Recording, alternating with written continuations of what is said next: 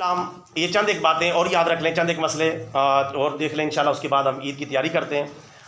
یہ جو ہم نے آج قربانی کرنی ہے، قربانی کے گوشت کے ہم نے کرنے 3 حصے۔ کتنے؟ 3 حصے کرنے ہیں۔ نمبر 1 جو ہے اپنے لیے اور اپنی فیملی کے لیے، نمبر 2 اپنے عزیز و اقارب اور رشتہ داروں کے لیے، اور نمبر 3 عام مستحق مسلمانوں کے لیے۔ 3 حصے کریں۔ یہ 3 حصے کرنا لازم اور ضروری نہیں ہے، سنت ہیں، بہتر ہیں، افضل ہے، لیکن اگر تھوڑی بہت اونچ نیچ کرنی پڑ جائے ضرورتاً، ویسے کوشش کریں اس طرح حصے کریں، لیکن کہیں تھوڑی بہت اونچ نیچ کرنی پڑ جائے تو جائز ہے، گناہ نہیں ہے۔ مثلا فیملی میں زیادہ ضرورت ہے، یا رشتہ داروں میں زیادہ ضرورت ہے، یا عام مسلمانوں کے ساتھ تعاون کرنے میں کچھ زیادہ ضرورت ہے، تو کچھ اونچ نیچ ضرورتاً کر لی جائے تو اس کی گنجائش ہے، کوئی گناہ نہیں ہے۔ ایک تو یہ بات یاد رکھیں، اور کوشش کریں قربانی کے گوشت میں کوشش کریں کہ اس میں یہ نہ دیکھیں اپنا کون ہے بیگانہ کون ہے، سب اپنے، جس نے کلمہ پڑھا ہے وہ اپنا ہے، لہٰذا امیر غریب کو نہ دیکھیں، رشتہ دار غیر رشتہ دار کو نہ دیکھیں، سارے گوشت کی ایک ہی ڈھیری بنائیں، اس میں سے چھانٹی نہ کریں، اپنے لیے بھی گھر کے لیے وہی گوشت رکھیں، اپنے رشتہ داروں کے لیے بھی وہی گوشت رکھیں، اور اپنے جو محلے دوست و احباب میں بانٹنے کے لیے بھی وہی گوشت رکھیں، فرق نہ رکھیں۔ اللہ دیکھ رہا ہے، اللہ دیکھ رہا ہے، قربانی اللہ کے لیے کی ہے، گڑبڑ کریں گے اپنا ثواب کم کروائیں گے، لہٰذا کوئی ایسا کام نہ کریں جس سے ہمارا ثواب کم ہو جائے۔ اور کوشش کریں جن کے ہاں قربانی ہے ان کے، اگر آپ کے پاس زیادہ گوشت ہے ان کے ہاں بھی بھجوا دیں، لیکن اگر اتنا گوشت آج کل ہوتا نہیں تو جن کے ہاں قربانی ہے ان کے ہاں گوشت نہ بھجوائیں، جن کے نہیں ہے بیچاروں کے ان کو بھجوائیں، اور ان میں بھی ان کو ترجیح دیں جو نسبتاً متقی اور پرہیزگار ہیں، نماز بھی پڑھتے ہیں، شریعت بھی چلتے ہیں، نسبتاً ان کو ترجیح دیں، لیکن اگر زیادہ ہے تو پھر سب کو ہی بانٹ دیں جتنے بھی ہیں، لیکن اگر کم ہے تو پھر ترجیح ان کو دیں پہلے کہ جو نسبتاً اللہ اور اس کے رسول کے زیادہ فرما بردار ہیں، زیادہ متقی ہیں، زیادہ پرہیزگار ہیں، انشاءاللہ اس طرح آپ کو نیکی بھی زیادہ ملے گی۔ اور ویسے جائیں بائیں جتنے بھی موجود ہیں جہاں تک بھی ہو سکے اپنے اس نیک کام کو پہنچائیں، اور اس میں یہ نہ دیکھیں اور اچھا گوشت چھانٹیں، اس میں آج کل ہم رشتہ داری نبھا رہے ہوتے ہیں اور چن کے فلاں کو اچھا بھیج رہے ہوتے ہیں، اس سے میرا تعلق ہے، اس سے میرا تعلق ہے، اس سے میرا تعلق ہے، یہ نہ کریں، کیونکہ یہ کار خیر ہے، قربانی ہے، اللہ تعالیٰ کی رضا کے لیے ہم یہ کام کر رہے ہیں، لہٰذا اس طرح کی تفریق نہ کریں۔ اس طرح کی تفریق کریں گے تو ہمارے ثواب جو ہے وہ کم ہوتا چلا جائے گا۔ اور اس میں یہ بھی نہ کریں کہ اپنے لیے سارا جمع کر لیں اور اپنی فریجیں مار لیں اور غریبوں کو بانٹیں نہ، بالکل یہ بھی بالکل غلط بات ہے۔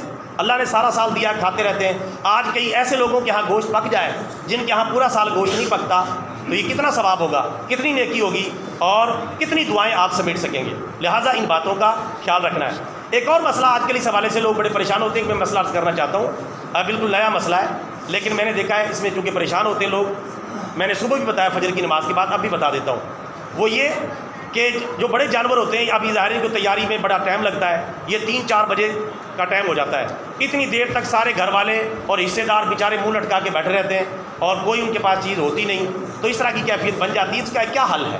اس کا حل یہ ہے کہ ویسے تو کوئی اور چیزیں وہ کھا لیں، ضروری کہ آپ قربانی کے گوشت سے ہی آغاز کریں، اگر مل جائے فوراً عید کی نماز کے بعد تو وہاں سے آغاز کریں، نہیں تو کسی بھی چیز کو جو آپ تناول کر سکتے ہیں، اور اس میں کوئی مسئلہ نہیں ہے۔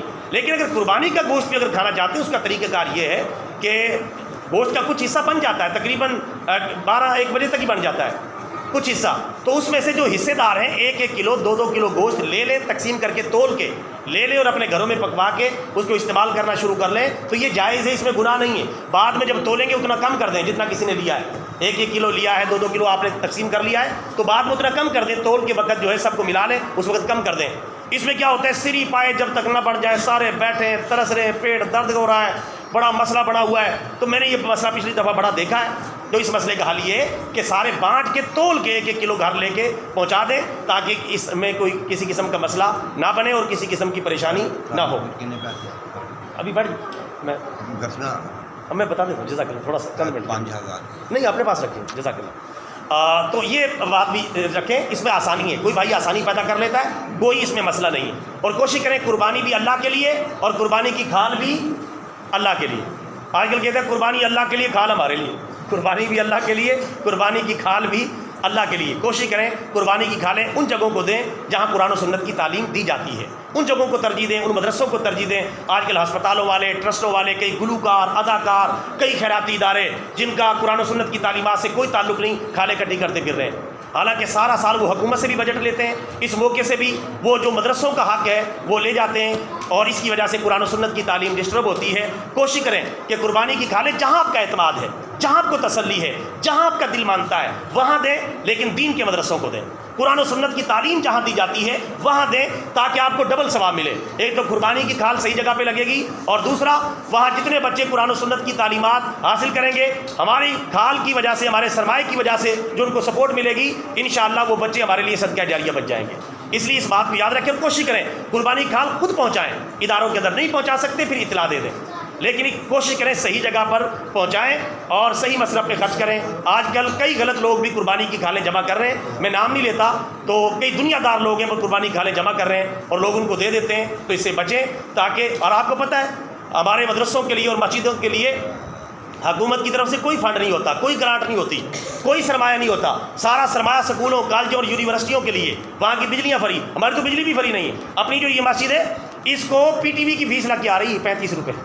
پی ٹی وی کے یہاں ٹی وی دیکھتے ہیں، ہم یہاں ٹی وی دیکھ رہے ہیں، جب ہم ٹی وی دیکھتے ہیں یہاں اتنا، یعنی اللہ معافی دے نظام بگڑا ہوا ہے. میں نے کئی دفعہ کٹوانے کی کوشش کی ہے لیکن نہیں کٹ سکا. یعنی مسجد کے بل میں پی ٹی وی کی فیس لگ کے آ رہی ہے. وہ جو ٹیکس لگے ہوتے ہیں انہیں پی ٹی وی.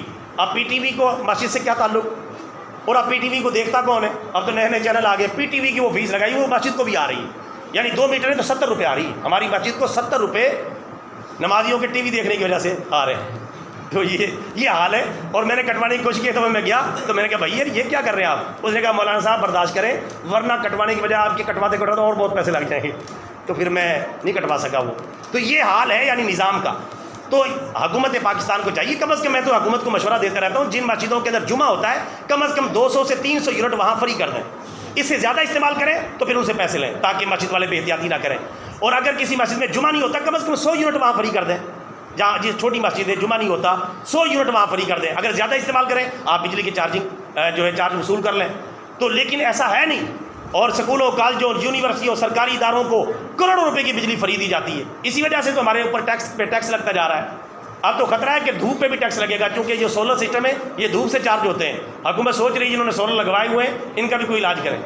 یعنی ان کے پیٹ نہیں بھریں گے جب تک صبر نہیں کریں گے اور قناعت اختیار نہیں کریں گے. اللہ کا سورج فری تھا، اب اس کو بھی جو سورج کی تپش ہے اس کو بھی کہیں اور طرف کھینچ کے لے جانا چاہتے ہیں.